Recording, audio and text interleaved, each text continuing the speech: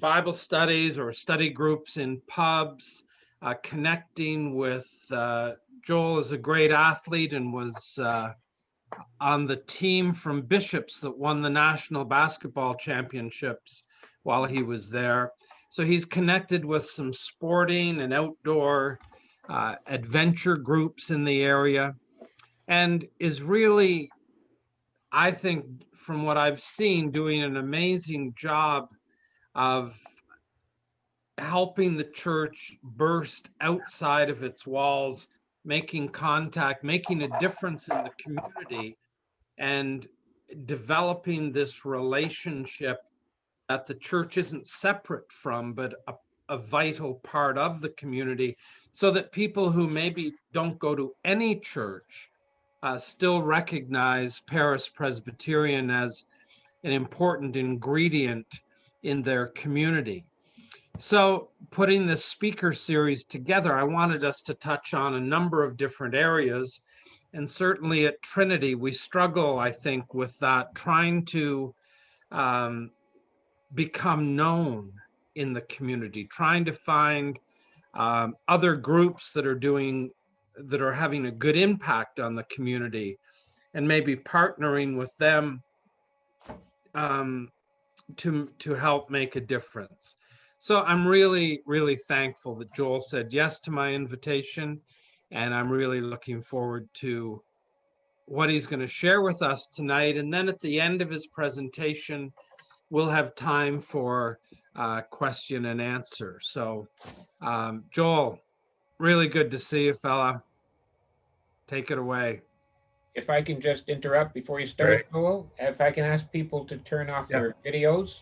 Everybody's turned off their microphones, but turn off their videos as well. It would be helpful. Okay, go ahead, Joel.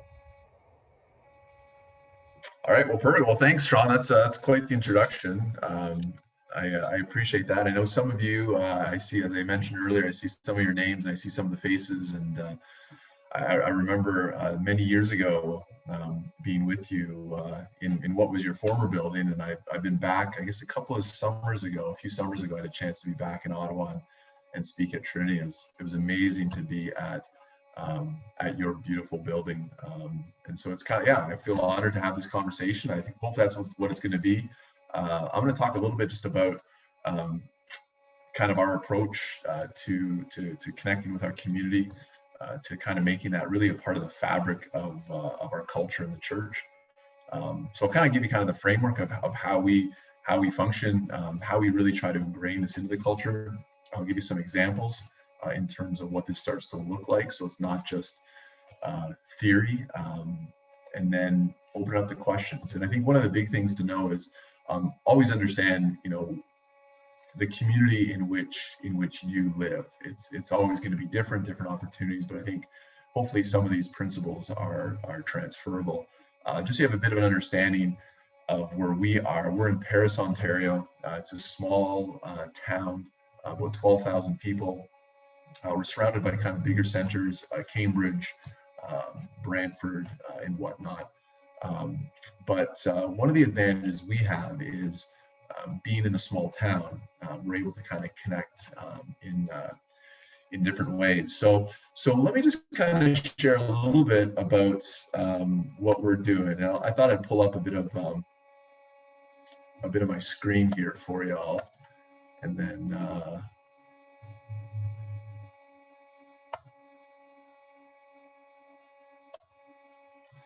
And so just kind of show you some pictures.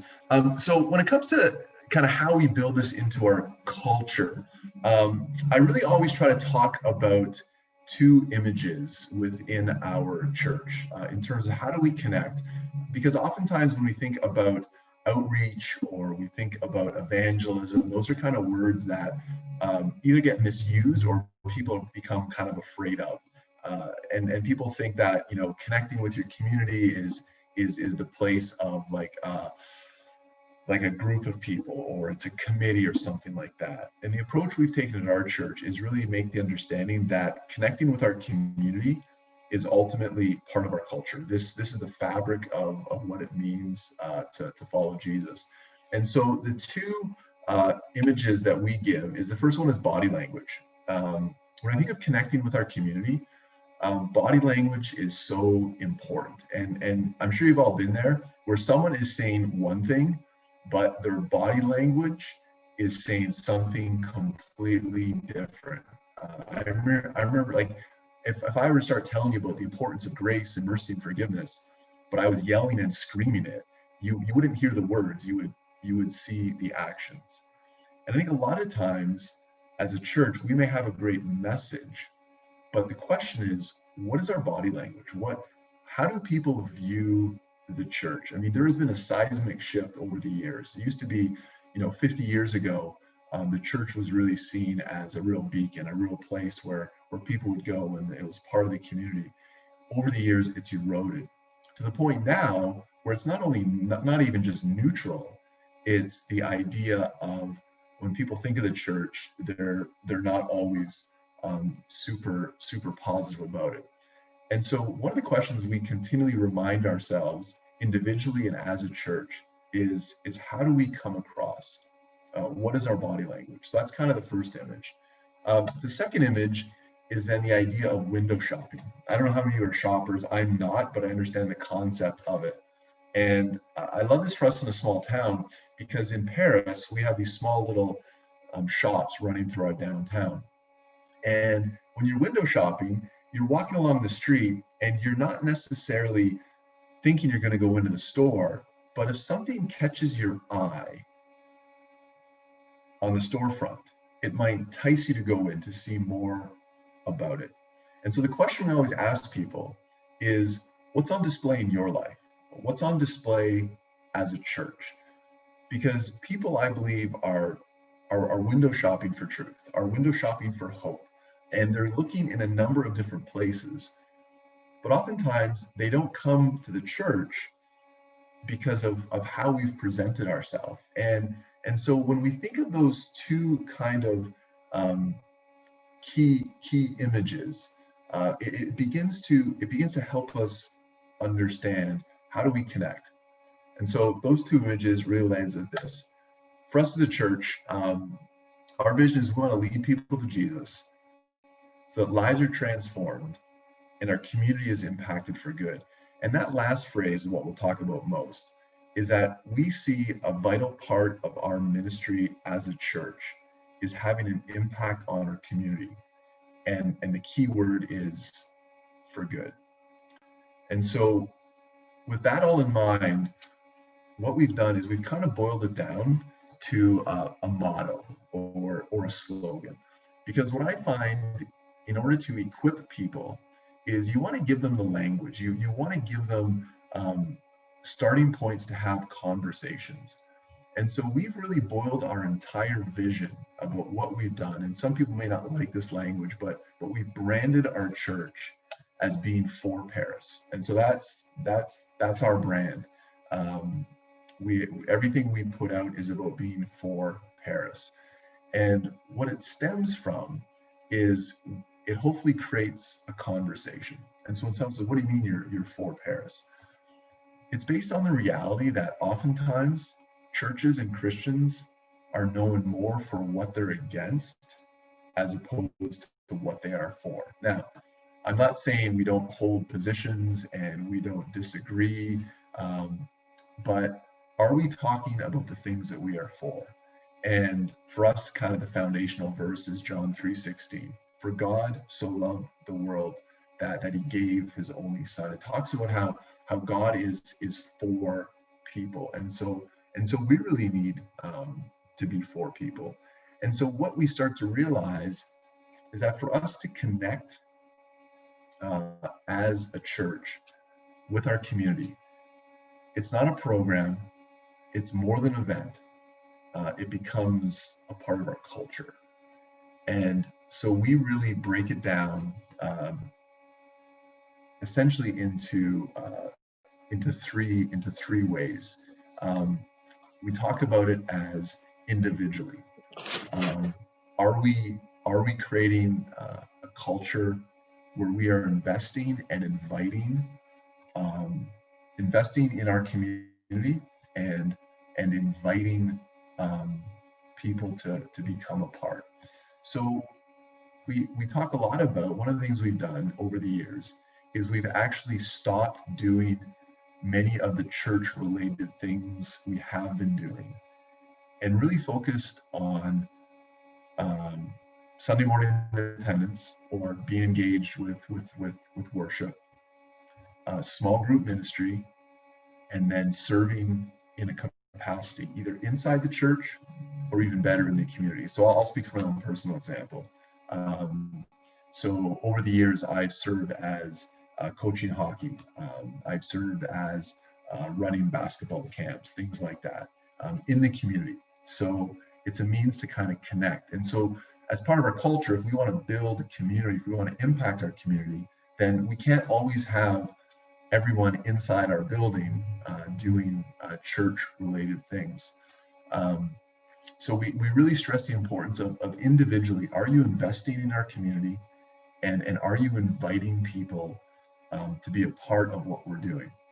Which brings us to the second stage, and that is ministry events. One of the things we want to do is we want to create events whereby it's building into our community, but people can invite their friends or invite other people who may be a little bit wary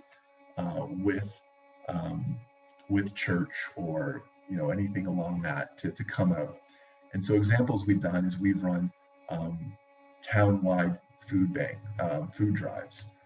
So we've done this and invited other churches, other community groups to join us. We'll organize it. We'll set it up. And this past June, in the midst of the pandemic, we had a town-wide food drive that raised 18,000 pounds of food, which is the largest donation that was ever given to the food bank. It was so big they actually didn't have enough room, and they had to donate a bunch of it to one of the other cities close by. And what it created was a sense of a buzz, and people start recognizing this and start at least having positive conversations around that. We create other events where we'll rent out the arena, and we'll bring in Timbits and we'll bring in hot chocolate. This is obviously pre-COVID, and just tell people, invite your neighbors, come out, enjoy an afternoon on us, and just really try to build that sense of community. We look to partner with our own county. One of the conversations I have with our councillors, with our mayors, fairly regularly is, what is it that we can do to help? And so when the pandemic began, because we had built this relationship over the years, one of the struggles they had was they were not able to connect people who had needs with people who wanted to help people in difficult spots. So we became the clearinghouse as the church. So we set up a website. People could jump on the website, and it's real simple. It's forparis.ca if you want to check it out. But people could sign in if they needed help, or if people wanted to help, and we could connect them. So it was stuff like picking up groceries, providing help in their house, whatever it might be. And so we've created a bit of a reputation whereby people come to us and say, this is a need, how can you help? And so that's us continually kind of asking, what are some of the things that we can be doing? And so the third thing, so the first one is individually, everyone has a responsibility. How do we create ministries and events that build into the community? I'll talk a little bit more about that in a second. And then the third one is the use of our building. We had a long conversation. We're an old century church that was starting to fall down, and we had to decide what is we're going to do. And we actually decided to stay in the building, but ultimately we talk about how we want a building that's not just in the community, but that's for the community. Again, we play on this whole For Paris thing all the time. And so we really open our doors to the community, to be used by outside groups, whether it's concerts, whether it's community theater, whether it's arts groups, the Scouts, just different. We're in conversation with with our county about setting up a walk-in mental health clinic. And so our conversation with our people is we want to have doors wide open. We really want to offer our building as a valuable resource to our community. So just a couple of examples in terms of what we're doing. We have a ministry called the Raw Carrot, which is a social enterprise. We house a Paris location and also the head office. And the Raw Carrot essentially funds, works with people who are on disability, and provides them jobs. They make gourmet soup, it's then sold, and all of the revenue goes back into providing more and more jobs. That came out of the need of people who wanted to work but were unable to work because they couldn't work 40 hours a week, or they could be good for a couple of weeks and then not be good. We found there was a gap in our system, and so through the initiative of a couple people in our church, we decided to develop this ministry, and it's growing. Paris location has 12 employees right now, and we also house the head office. Another thing we did was a sports camp. We've been running sports camp for years. We found that there was a real need for sports in our community, and so we provide that. And this coming summer, we're going to partner with another church, and we're going to do 6 weeks. And so I would say one of the ways we connect is we continually are looking for people to partner with, because we live by the motto of we connect better with others, and so we're always wanting to do that. Back to school supplies, every year we do a big drive of back to school supplies. This year, with people not knowing what to do, we just had people drop it off at our door, and it gets great buzz within our community. And so we are able to supply 50 families in our community with back to school supplies. We run a monthly community dinner. Again, we found it's not just simply people were needing food, but more than that, people wanted connection. And so we provide home cooked meals, great meals, and people come from different walks of life. There's young families that just want a night out where mom and dad don't have to worry about dinner. We have a bunch of seniors that come just because they don't want to eat alone. We have people on low income, and so we're able to provide them that way. So the theme that continually comes back is find out what are the needs in your community, and then see how you can step into that. I think that's been probably the biggest lesson that I've learned, is sometimes you go away to the conferences and maybe you're hearing things that I'm talking about and you're like, oh yeah, we'd love to do that. Well, see if it's a need first, because oftentimes what happens is we might think there's a need that actually isn't even there. A couple of years ago, we had a large outbreak of lice in the schools. And so we started a Stop the Itch campaign, where we basically collected money in the span of a couple of weeks, raised about $1,800. And then I made the crucial mistake of walking into one of the local pharmacies and saying, I need all of the lice medication you have, at which point the person kind of freaked out, thought I should have like a hazmat suit on or something like that. But it was amazing, because then when they said, why do you need so much? I told her what we were doing, and she gave us a discount on it all, thought it was wonderful. And so we were able to distribute to all of our schools locally lice treatment, which is not cheap. It's like $50, $60 per kid. And if you're on a fixed income, that's tough. And so what we're finding more and more is the things that we're doing are being presented to us as a need within our community. And so that's kind of it for my slides. I'm going to stop sharing there. And so I would really say, and then we'll kind of open up for questions, is begin to build it into the culture of your church.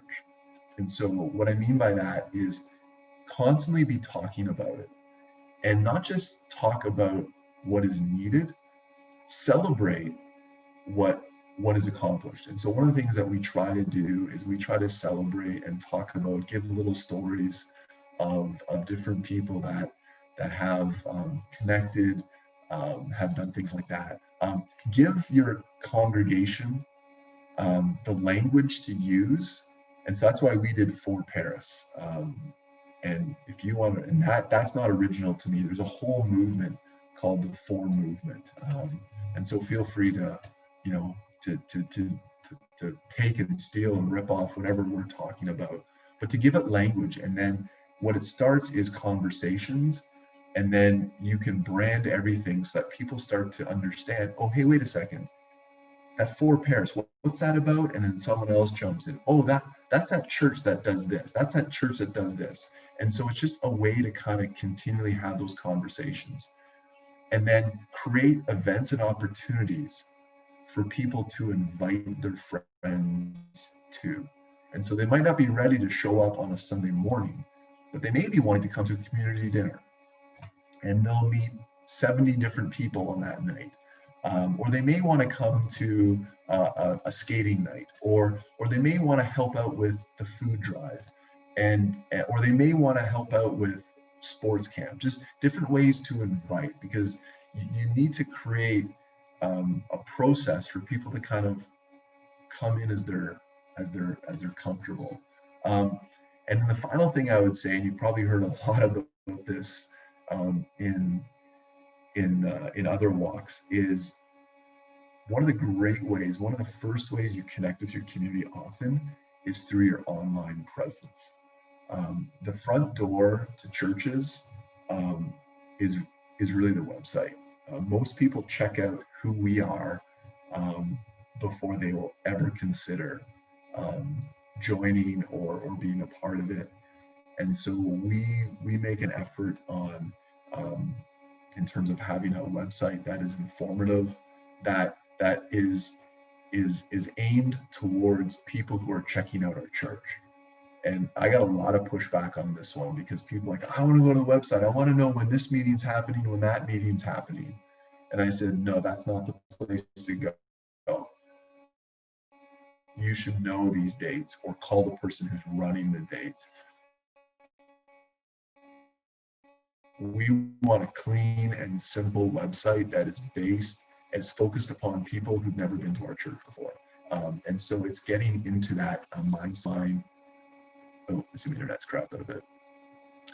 The same thing is true with our online service. We stream, but we don't do a live stream of our service. People have pushed for us on this, and we've decided not to do that, because we want a bit of a different look, and we want to focus primarily on people who don't regularly attend our church. So if anyone's interested, I can give you links to our website, our YouTube page. You can see a little bit more about what we're doing, links to the Rock Hair and stuff like that. So that's kind of where we land. I mean, the way we connect is to get involved in our community. And for me, as a pastor, as a leader of the church, if I'm asking that of others, I need to be doing it as well. And so we give a lot of permission to try different things. Sean mentioned we have a number of small groups. We typically have 16 to 17 meetings. Some just we're not able to do it. But prior to that, one of the groups I was a part of, we would meet in a local pub, because for guys, they don't want to come to the church, and show up at someone's house just seemed a bit off for them. So we said, okay, let's show up, and we make it very accessible. We call it beer, books, and banter. So we're like, listen, we kind of read a book, we talk about it. Guys will sit down, have a drink, we'll chat, and it really kind of opens up conversations. And what you start to see is the impact it has. Joel, I don't know if you can hear Now us. the We lost us. waitress yep, I can hear you. Yep. Okay, we lost you there. Did I lose you guys? Got you now. We lost you for about just when you Okay. were talking about the pub. Oh, okay. Sorry about no.